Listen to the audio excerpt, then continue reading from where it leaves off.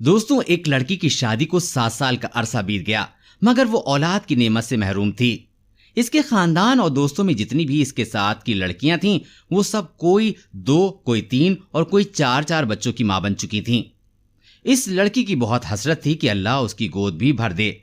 یہ لڑکی کسی سے بھی کچھ نہیں کہتی تھی، لیکن دل ہی دل میں اللہ سے دعا مانگا کرتی تھی کہ یا اللہ مجھے بھی خوشیاں دکھا دے۔ دوستوں، اس لڑکی کی ساری سہیلیاں، یہاں تک کہ اس کے سسرال میں بھی جن کی شادیاں اس کے بعد ہوئی تھیں، وہ سب صاحب اولاد ہو چکی تھیں۔ جہاں اس لڑکی کو سسرال والوں کی چپتی نظروں اور چپتے سوالوں کا سامنا کرنا پڑتا تھا، وہیں وہ خود بھی ہر پل اپنی سونی گود کی وجہ سے دکھی اور پریشان رہتی۔ اس نے ہمت کر کے اپنا چیک اپ بھی کروایا، لیکن یہ چیز دیکھ کر اسے اور بھی زیادہ تکلیف ہوتی کہ اس کی رپورٹ میں بھی ڈاکٹروں نے تقریباً نا امیدی ظاہر کی، جس وجہ سے وہ ہر وقت دکھی رہنے لگی۔ مگر دل میں ایک امید رہتی تھی کہ اللہ چاہے تو کچھ بھی ناممکن نہیں ہے۔ ڈاکٹرز کی بات کبھی بھی حتمی نہیں ہو سکتی، کیونکہ وہ صرف اپنا اندازہ اپنے تجربے کی بنیاد پر ہی کچھ کہہ سکتے ہیں، لیکن حقیقی فیصلہ تو اللہ کے اختیار میں ہے۔ لڑکی کا دل اگر بہت زیادہ اداس ہوتا تو وہ چھپ کر اپنے کمرے میں جی بھر کے رو لیتی۔ کوئی بھی اس کی تکلیف کو سمجھ نہیں پا رہا تھا کہ وہ اولاد نہ ہونے کی وجہ سے خود اتنی تکلیف اور اذیت سے گزر رہی ہے۔ سسرال والے تو باتیں بناتے ہی تھے، لیکن رشتہ دار اور ہمسایوں کی باتیں بھی جلتی پر تیل کا کام کرتی تھیں، اور اس کی ساس کچھ باتیں بعد میں کر دیتی جنہیں سن کر دل چاہتا کہ وہ مر جائے یا ان لوگوں سے کہیں دور چلی جائے، کیونکہ ان لوگوں کی باتیں دن پہ دن بڑھتی ہی چلی جا رہی تھیں۔ لیکن اسے امید تھی تو صرف اللہ پاک سے۔ وہ ہر نماز میں رو رو کر بس اللہ سے ہی فریاد کرنے لگ گئی کہ وہ اسے اولاد کی نعمت سے نواز دے۔ جیسے جیسے لوگوں کے تانے بڑھ رہے تھے، اسی طرح اس کی عبادت بھی بڑھ رہی تھی۔ وہ بس اللہ کی رحمت کی آس میں تھی کہ کب اس کی دعا قبولیت کے درجے پہ فائز ہوتی ہے۔ وقت گزرنے کے ساتھ ساتھ جب اس کی دیورانی کے یہاں چوتھے بچے نے جنم لیا تو اس کی ساس کے تانوں میں اور بھی شدت آ گئی کہ تو بانجھ ہے، میرا بیٹا بے اولاد رہے گا۔ آخر میرے بیٹے کا قصور کیا ہے جو اسے یہ بانجھ پلے پڑ گئی؟ ایک دن وہ اپنے دیور کے بچے کو گود میں لے کر پیار کر رہی تھی کہ نہ جانے اس کے دل میں کیا ہوا کہ وہ بچے کو وہیں لٹا کر اپنے کمرے میں آئی اور ایسا روئی کہ سب گھر والے جمع ہو گئے۔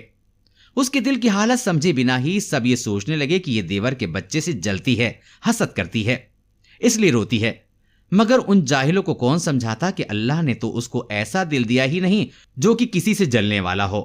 وہ تو ان لوگوں میں سے تھی جو اپنی خوشیاں بھی کسی اور کی جھولی میں ڈال دے، جو اپنے منہ کا نوالا دوسروں کے منہ میں ڈال دے۔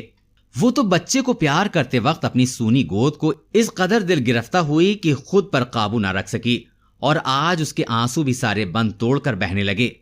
بس اس کا ایک شوہر تھا جس نے اسے کبھی تانا نہیں مارا تھا۔ اس کا شوہر اسے دل و جان سے پیار کرتا تھا، وہ اس کی خواہش کو سمجھ سکتا تھا، لیکن وہ کیا کرتا؟ اس کے ہاتھ میں تو کچھ بھی نہیں تھا۔ ایک دن کسی نے کہا کہ اپنے شوہر کے بھی ٹیسٹ کرواؤ۔ پہلے تو اس بات پر بہت ہنگامہ ہوا، لیکن بعد میں اس کے شوہر نے کہا کہ ٹیسٹ کروانے میں آخر حرج کیا ہے۔ اس کے شوہر کا ٹیسٹ کروایا گیا۔ جب رپورٹ آئی تو وہ ٹھیک نہیں تھی۔ پھر تو گھر میں ایک طوفان آ گیا۔ سب کہنے لگے کہ اب اس لڑکی کو فارغ کرو، ہم تمہاری دوسری شادی کریں گے۔ لیکن اس کا شوہر کسی صورت میں بھی اسے طلاق دینے کو تیار نہ تھا۔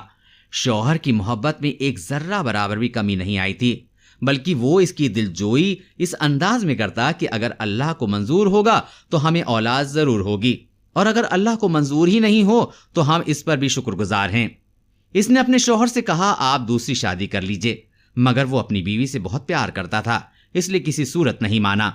ایک دن اس کی ساس نے بہت لان تان کی، یہاں تک کہہ دیا کہ تم چاہتی ہی نہیں کہ ہمارے گھر خوشیاں آئیں، میرے بیٹے کا بھی کوئی وارث ہو، تم بد ذہن ہی نہیں بد دماغ بھی ہو۔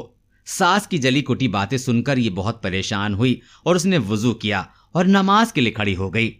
جب دعا کے لیے ہاتھ اٹھائے تو ایسی رقت طاری ہوئی کہ کچھ نہ بولا جائے۔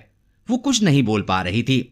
پھر سجدے میں گر کر اللہ سے فریاد کرنے لگی، یا اللہ، اگر تو نے مجھے بے اولاد رکھنا ہے تو تو نے مجھے اس دنیا میں عورت کے روپ میں کیوں بھیجا؟ عورت تو پوری ہی اولاد سے ہوتی ہے، تو پھر میرے وجود کو ادھورا کیوں رکھا؟ یا اللہ، ساری دنیا کے ڈاکٹر چاہیں جو مرضی کہتے رہیں، مجھے بس تیرا ہی آسرا ہے۔ یا اللہ، میری وجہ سے میرے شوہر کو تکلیف اور اس محرومی سے نہ گزار۔ یا اللہ، تو ہر چیز پر قادر ہے۔ وہ عورت سجدے میں اور بھی دعا مانگتی رہی۔ یا اللہ تجھے تیرے حبیب حضرت محمد مصطفیٰ صلی اللہ علیہ وسلم کی پیاری زلفوں کا واسطہ مجھے اولاد کی نعمت سے مالا مال کر دے۔ اس رات سجدے میں رو رو کر اس نے ایسی فریاد کی کہ اس کی آہو پکار سن کر کائنات کی ہر چیز شاید اس کی سفارشی بن گئی اور اللہ پر اس کا بھروسہ جیت گیا۔ اور پھر چند ہفتوں بعد وہ ہوا جس کی کسی کو بھی امید نہیں تھی۔ ڈاکٹر بار بار اس کی رپورٹ کو دیکھ رہے تھے، پھر اس کو زندگی کی نبیل سنائی گئی کہ وہ ماں بننے والی ہے۔ یہ سنتے ہی اس نے بنا کسی پرواہ کیے وہ ہاسپٹل کے فرش پہ ہی سجدہ ریز ہو گئی اور اللہ کا شکر ادا کیا کہ یا اللہ تیرا شکر ہے، تیرا کرم ہے، مجھ گناہگار کی تو نے سن لی۔ تو دوستو، چاہے کچھ بھی ہو جائے، کبھی بھی کسی بھی حالت میں مایوس نہیں ہونا چاہیے۔ بے شک اللہ جو چاہے وہ کر سکتا ہے۔ لوگ کچھ بھی کہیں، بس اللہ تعالیٰ پر مکمل بھروسہ رکھیں، نہ کبھی کسی کا برا سوچیں اور نہ کریں۔